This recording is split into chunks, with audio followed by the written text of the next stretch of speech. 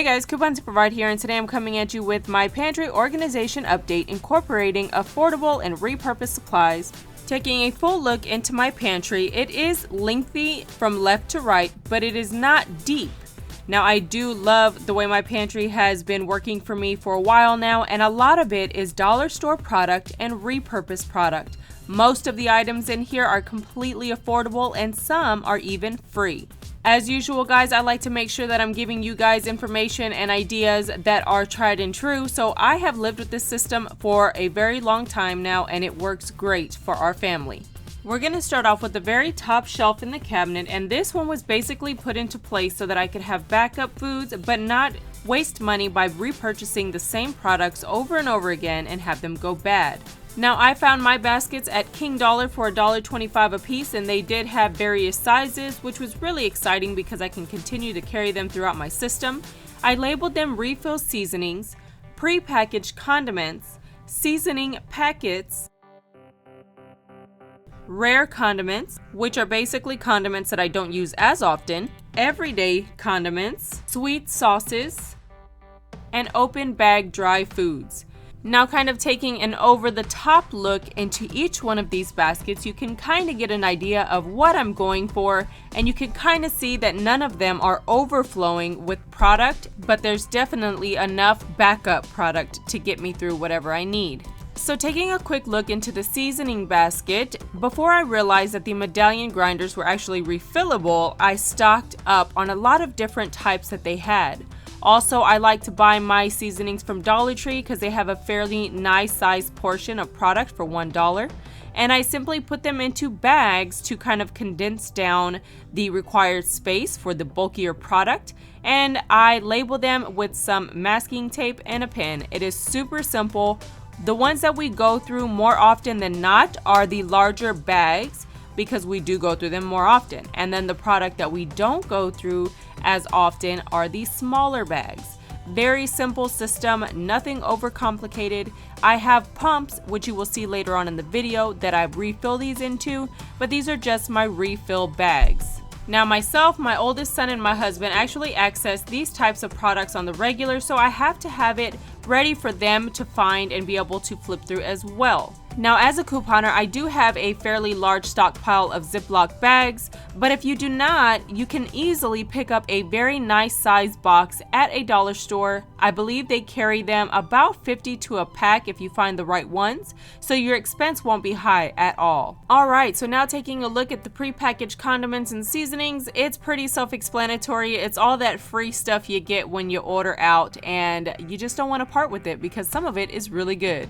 The next one is seasoning packets. Again, I am a couponer. I get a ton of this stuff for free. I basically have created a stockpile from a lot of it, and I've gifted so much, and this is what I have left, and this is all I will allow myself to have.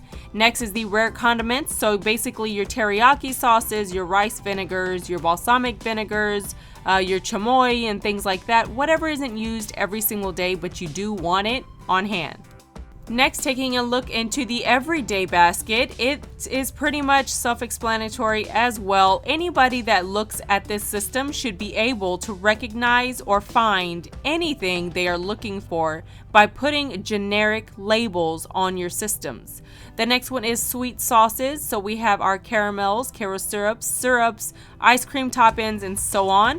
In the last basket, it is our open dry foods. Basically, this is any of your dry product that you need to have a backup on to refill your containers for everyday use. When it comes to containers, I like to use containers that serve a functional purpose and a decorative purpose. Just think of your food as decor. When it comes to the placement of these types of products, since they are backups and not used every day, you want to make sure that they are not in your line of sight, but they are accessible when you need them. Also, you want to make sure that you put your most commonly used product past or further back than the not so commonly used. That way you can pass over that and remember that it's there. Next, I have a shelf specifically dedicated to those quick fix meals or product that we use for quick recipes. Now, everybody doesn't want to cook every single day, fancy schmancy, so I do have some things on hand that just make that experience a little bit quicker. Like sloppy joe or chili or salsa or anything like that, canned soups and so on. That is all here for quick fix meals or snacks throughout the day. Now, one of the fun freebies that I actually created for my space here were some 2x4s wrapped in duct tape.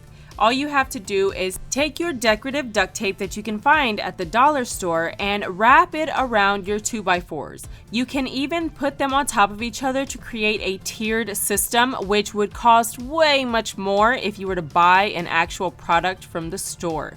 And guys, for me, the wood was scrap from previous home projects, so it was completely free. And the duct tape, I found it on a clearance for 89 cents at Hobby Lobby. Now, depending on the height of each shelf in your pantry, you could even use multiples to create a riser system, but I don't mind having mine along the back wall. Now, all of these jars were from King Dollar for $1.25. I talked about them when I hauled them. They are completely awesome jars. And on these types of product, I have a ton of overflow product. So on these, I don't mind adding a specific brand or a specific type label.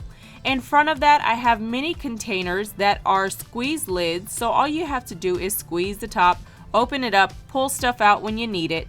But to me, when it comes to small things like this that you don't have too much product of, I like having extra clean containers nearby so that if I do need to add something, I just grab it, fill it, and go. Now, moving on to one of my favorite types of products, it is the tall pasta containers. The reason I like these so much is that you can see through them and they are kind of decorative at the same time functional. And you could definitely line them along the wall of your cabinet and use them for either the tall pasta or even the smaller pastas. So you could use it for function and display. Now, this shelf is kind of dedicated to pre-packaged product. I use tubs in this area to kind of maintain control over all those different types of packages. And you can find a wire rack set from Walmart along with these really cute white bins. And these are actually cheaper than the Dollar Tree bins. They are 97 cents and the wire rack set actually comes with multiple sizes for you to maximize your use throughout your whole kitchen. Now, combining two types of products like this is nothing new, but the reason it's so important is because it allows you to utilize that vertical space that otherwise you probably wouldn't be able to use to its full capacity. So looking into the lower bin, this is basically the pre-packaged breakfast type foods such as Pop-Tarts and oatmeals or grits or anything like that. And then above that we have pre-packaged crackers like saltine crackers or Ritz type crackers, and anything that we open but didn't finish goes into a baggie at the front of the container so we know what to reach for next time first. Off to the right, I do have a repurposed wire rack shelf. I basically flipped it upside down to create a cubby drawer system just as the other one, but this one is sitting side to side because there's very little space from the wall to the bins, so I have them sitting left to right as opposed to front to back. It just makes things way more comfortable to access, and in these two I simply have the hubby's protein bars and his protein powders, so nobody really needs to get into this space but him, and it is a very small space.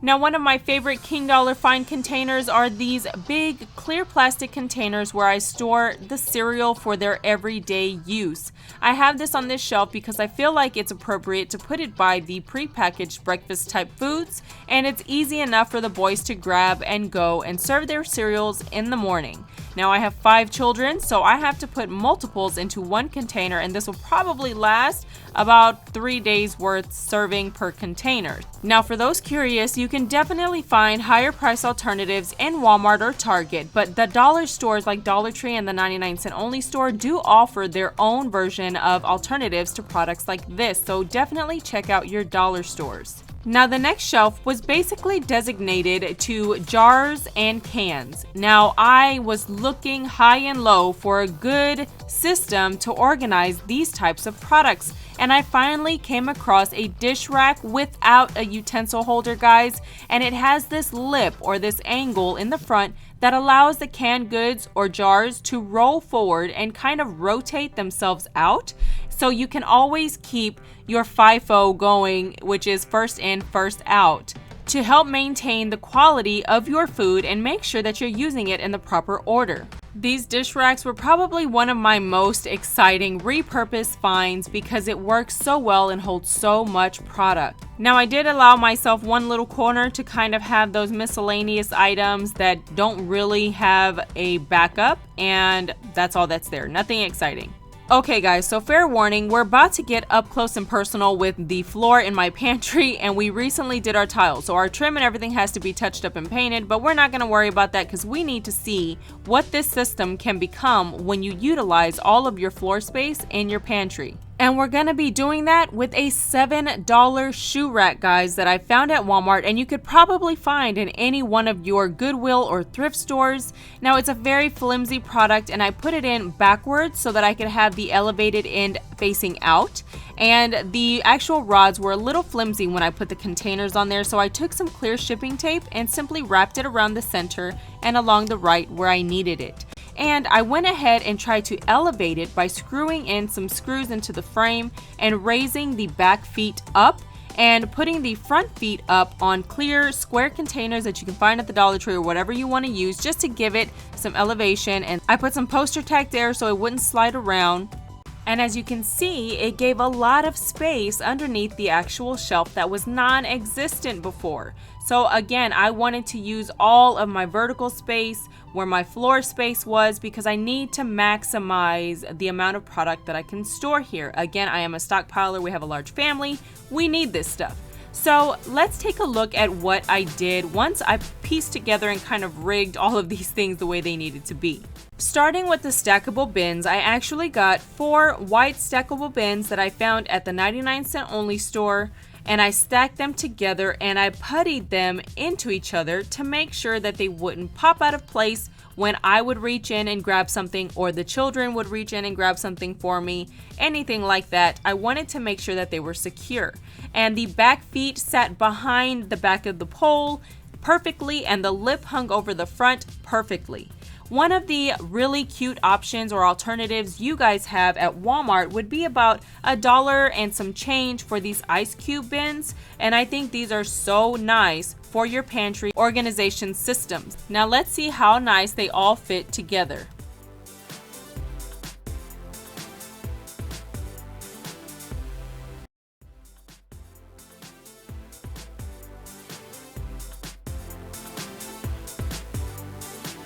Alright, now moving on to the next part of the rack. I love these long rectangular kind of flat bins. These are from King Dollar as well.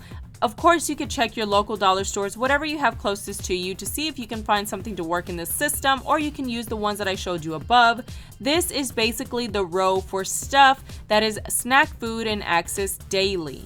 So it doesn't need any specific labels or anything like that. As long as we keep up the same system and refill them with the same type of product, everybody in the house knows where to go when they're looking for these types of things. It is totally possible to not overcomplicate your system and still have it look adorable. So you guys remember that space I was talking about when I elevated the shelf? Now you're gonna see what I put down there to maximize my storage space.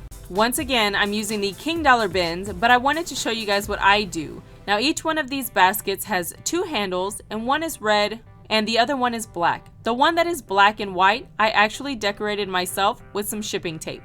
It's just a fun way to show you guys that it doesn't cost a lot of money to customize your systems to your needs and give that little decorative touch using affordable, repurposed supplies. Now basically all I do with these baskets is store all of those miscellaneous items that don't have a specific location or category in the rest of the pantry. For example, if you have a recipe that you want to try and you picked up specific ingredients that you don't carry on the regular in your home, you have a place to put them and they are easily accessible. And once you have your system complete, you can even make room for extra little items that you pick up along the way.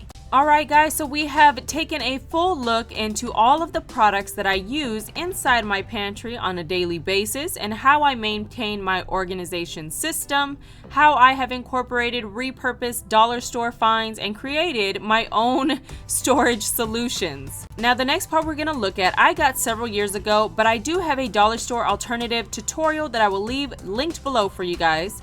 but it is this over-the-door spice rack. On the top rack, I have some mason jars with very simple labels on the ones that need it and some that don't.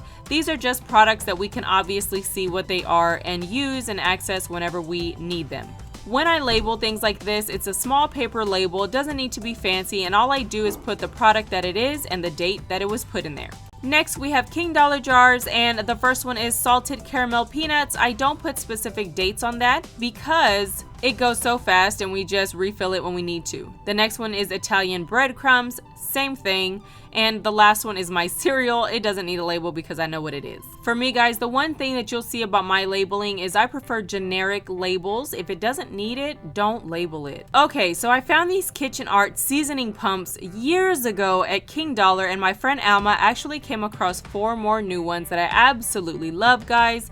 They have different measurements and they're basically just pumps. The only ones that I label on these are the ones that are the green herbs and kind of hard to tell the difference from, or ones that look similar to others, and that is basically it. And then I have the Dollar Tree little quad seasoning kits. These are just adorable and great to have on hand, so I just buy those whenever I see them.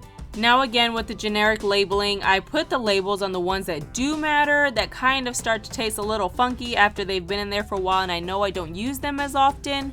And then the ones that I don't, I just put the word on a paper sticker and stick it to the jar. Super simple. Now the awesome thing is that King Dollar actually carries these jars now, but I found mine years ago at IKEA, and they are the ones that have the 2 sides that you could sit these on. The M&Ms are nothing special, they're just in this jar for easy access, so when I'm thinking about what I want to make, I just eat them while I'm thinking. Down at the bottom are those seasonings that we don't use as often, but they have their own nice sized container, and I don't feel the need to actually go and buy new containers for these products, so I just leave them there and we use them as we need them.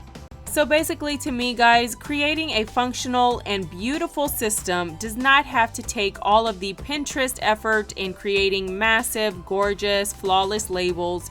For me, I like generic labels. I label the things that need labels and can be interchanged with different brand products and are easy to understand or easy to follow if someone who randomly opened the pantry could find what they were looking for. Also, guys, you have to think about real life. I need my children to help me maintain this system on an every single day basis, so it has to be easy.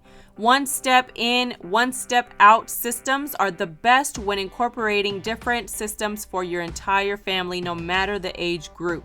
The overall look of my pantry, guys, is not picture perfect simply for the video. I have a lot of stuff in my house because we have a large family and my house is organized. It may not be squeaky, polished, clean, but everything is in its place because it has a place that is easy to find. So that is it for my kitchen pantry organization, guys. Again, I will leave helpful video links in the description box below for you, and I hope that you find that information helpful as well. You guys know that the whole purpose of my channel is for all of us to kind of create a space in our home that we can stand back, look at, and be proud of, and know that we did that ourselves. If you enjoyed this video, go ahead and give it a big thumbs up, comment, share, and subscribe. Follow me on Instagram and Google+ at Coupons Provide, and don't forget, guys, keep couponing. Bye!